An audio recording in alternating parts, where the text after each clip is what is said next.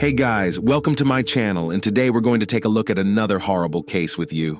The Summer Baldwin case, buried in suitcases.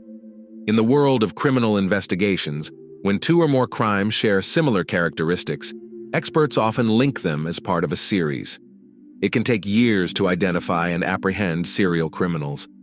Most criminals have experienced violence and abuse as children, and some have varying degrees of mental illness. Nevertheless, they are aware of their actions.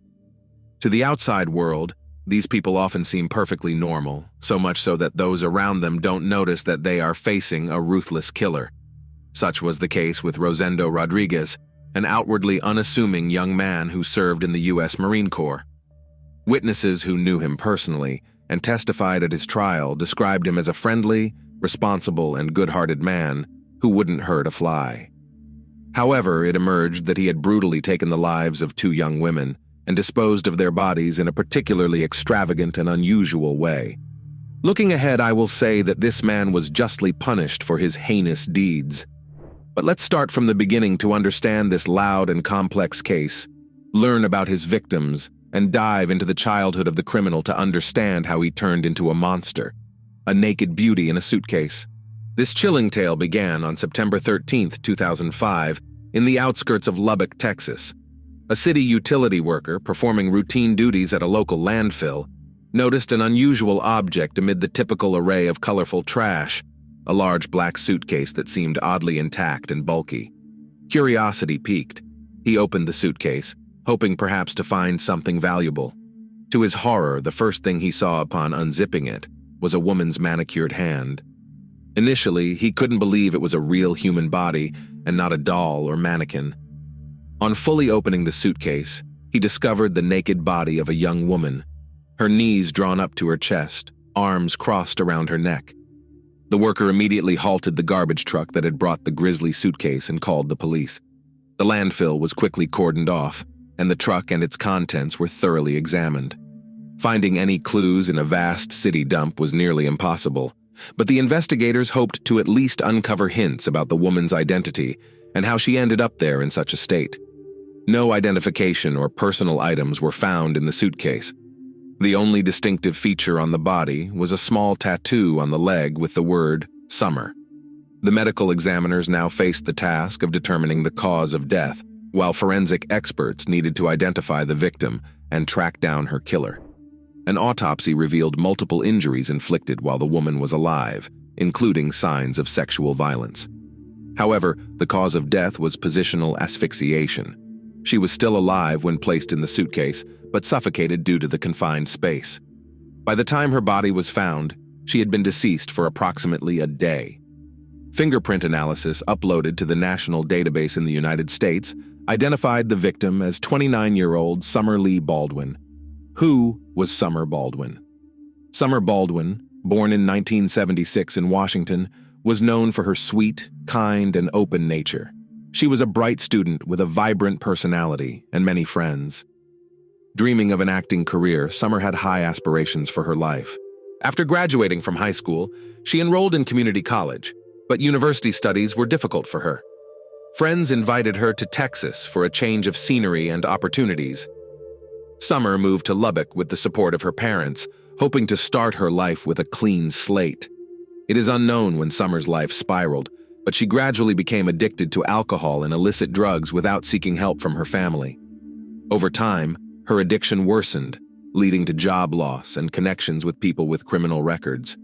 Her acting dreams were dashed, and she eventually began working as an escort to support herself. Unaware of their daughter's problems, Summer's parents thought she was leading a successful life. They were devastated when the police informed them of her tragic death in September 2005. The information they provided about Summer's friends and hangouts was limited. Notably, a few months before her death, Summer was a key witness in an important federal counterfeiting case. This suggested that her murder may have been a contract killing by a criminal gang, which drew the attention of the FBI and put the investigation under special scrutiny. The investigation and the first suspects. The first person called in for questioning by the police was Rebecca, best friend of the deceased Summer Baldwin. Rebecca shed light on Summer's occupation and mentioned several of her boyfriends. one of whom behaved aggressively, often raised his hand to her and persistently stalked her after their breakup. That man became the first suspect in the case. Summer's ex-boyfriend was detained and brought to the station the same day, but he categorically denied his involvement in the case. Moreover, he seemed genuinely surprised and upset by the news of her death. He had a solid alibi. The night before the tragedy, he had been involved in a drunken brawl in a bar and spent the night in a cell with another troublemaker. As a result, the police had to release the first and only suspect at the time. Another friend and, so to speak, colleague of the deceased provided the investigation with much more important information. According to a woman named Marjorie, she saw Summer the evening before the murder, and they even exchanged a few words.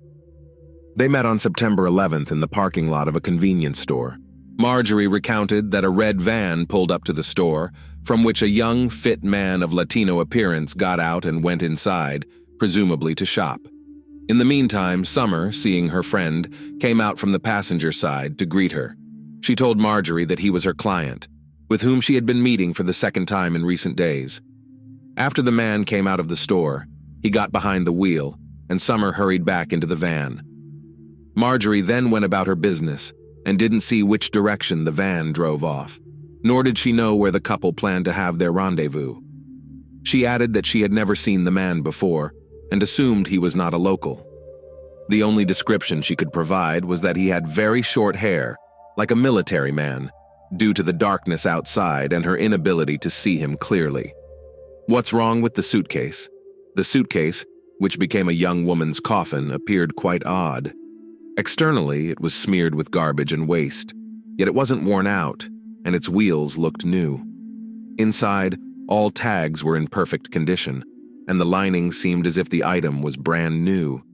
Moreover, even the plastic attachment for the price tag was intact, suggesting that the person who bought the suitcase hadn't removed it. It was established that suitcases of this brand were sold in dozens of stores throughout the city, but this particular large model was available only in 2 stores. Thanks to the perfectly preserved barcode, it was discovered that a pair of identical suitcases were sold the day before the grim discovery at a Walmart store in the same area of the city where the girl was last seen alive. The first purchase was made after noon, and the second around 2 in the morning, which was quite strange and suspicious. Police officers immediately went there and requested the store's surveillance camera footage. Upon reviewing the material, they found that the first suitcase was bought by an elderly couple. These people were not initially suspicious, but they were located, and they could present the suitcase and explained that they bought it for a vacation trip. The second suitcase, however, was bought by a young man of Latino appearance, athletic build, and with very short hair, like a military man's. Suspicions arose that this was the person mentioned by the witness who saw him in the company of the deceased girl in the parking lot of the supermarket. Moreover, the man also bought a pair of disposable gloves at the checkout. Further information was provided by the external surveillance cameras installed in the store's parking lot. They showed the man exiting with the suitcase in hand and loading it into a red van. Too many coincidences led the police to believe they had found their man, and all that remained was to establish his identity, locate, and bring him in for questioning. Hunt for the stranger. The man was extremely cautious, using cash instead of a card to avoid leaving any personal data. However, he didn't account for the surveillance cameras in the parking lot, which captured his vehicle's license plate number perfectly. Police quickly identified the vehicle as a rental in the name of Rosendo Rodriguez, a U.S. Marine Corps reservist. Rodriguez had no criminal record and hadn't previously come to police attention. He was in Lubbock for a few days with his unit for training. Finding Rodriguez immediately was challenging as he wasn't at the hotel where his unit stayed. However, police had his details and discovered he had withdrawn a large sum of cash from an ATM at another hotel, likely the money used to pay for the suitcase and gloves. Rodriguez hadn't stayed at the hotel where he used the ATM. Instead, someone named Thomas Rodriguez, matching Rosendo's description, had checked in on September 11th. It turned out to be the same person using a different name for unknown reasons. Luck favored the investigation. The hotel room rented by Rodriguez, which he had already checked out of, hadn't been cleaned yet, yielding crucial evidence. There were brown stains and splatters on the carpet, bed, and walls that resembled dried blood.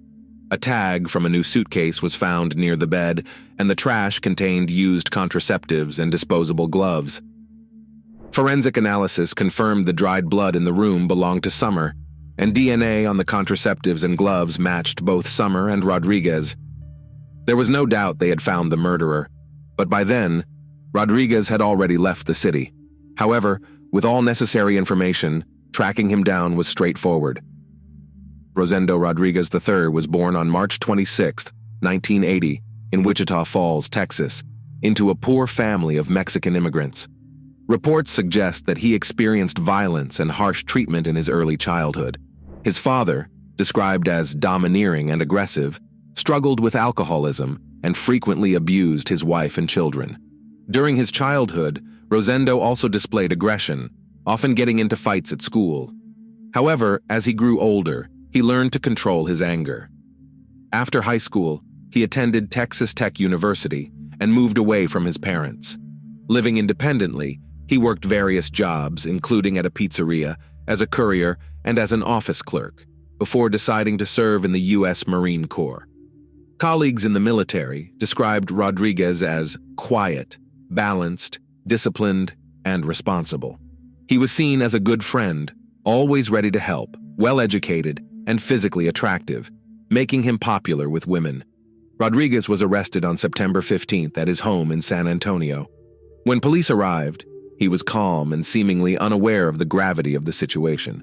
During the search, a striped shirt and shorts were found, matching the outfit he wore when purchasing the suitcase caught on surveillance footage. Additionally, his laptop and mobile phone were seized, interrogations, and Rodriguez's version. For the first few weeks, Rosendo remained silent and denied involvement in Summer Baldwin's murder. However, the evidence against him was overwhelming, so following his attorney's advice, he started giving statements with his version of events, which differed significantly from the scenario built by the forensic experts.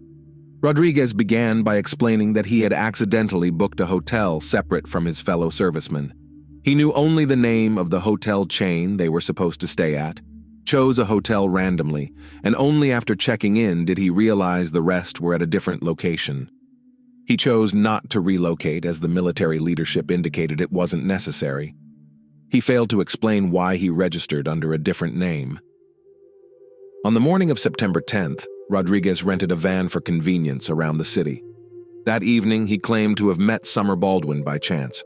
According to him, he saw a blonde woman sitting on a bench by the road, covering her face with her hands as if she was crying. Intrigued and concerned, he stopped to check if she was okay and needed help. They struck up a conversation. She calmed down, and then they went to his hotel room where they talked and drank a bit, but did not become intimate. The next morning, Rosendo drove her home, but they agreed to meet in the evening. He picked her up at the same place around 9 p.m. and went to a supermarket, where Summer saw her friend Marjorie.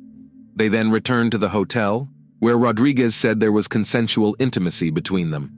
Afterward, however, Rodriguez said Summer became aggressive and demanded money, which surprised him because he did not realize he was with a call girl. When he refused, she allegedly pulled a knife out of her purse and began threatening him. He disarmed her and punched her in the face, causing her nose to bleed. Rodriguez claims he did not intend to harm her, but acted in self-defense. Moments later, Summer collapsed on the bed and convulsed, foaming at the mouth. He stated that he tried to help her, but refrained from mouth-to-mouth resuscitation because of the blood and foam on her face. After a minute, she stopped breathing. Realizing she was dead, he panicked.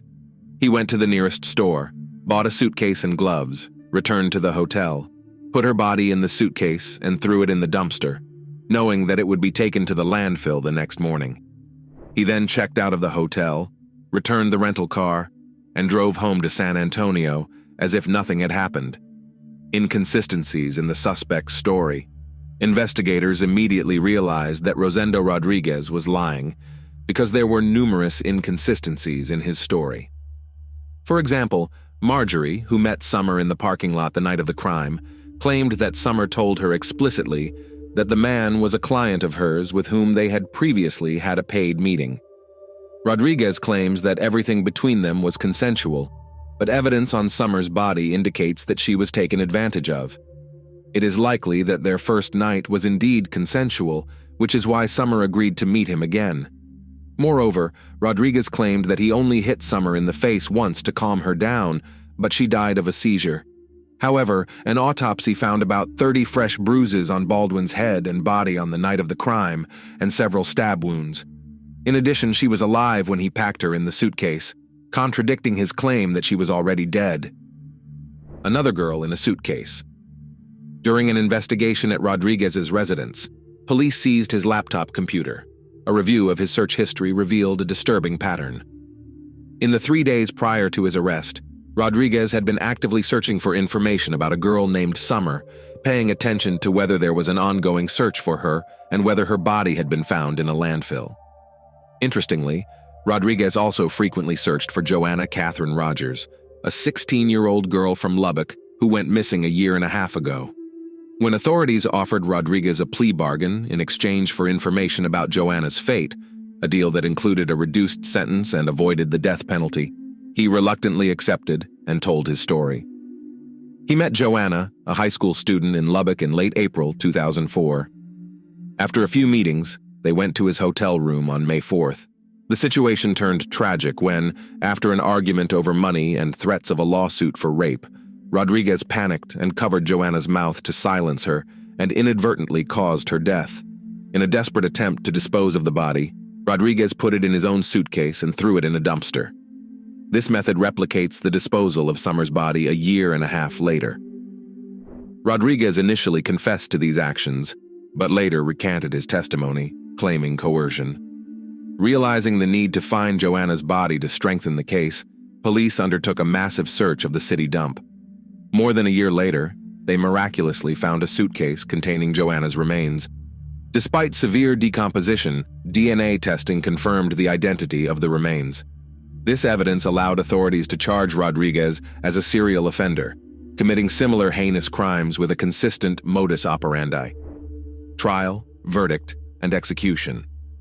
Despite the overwhelming evidence and the gravity of his crimes, defendant Rosendo Rodriguez hoped to avoid the death penalty until the last moment, expecting a life sentence with the possibility of parole.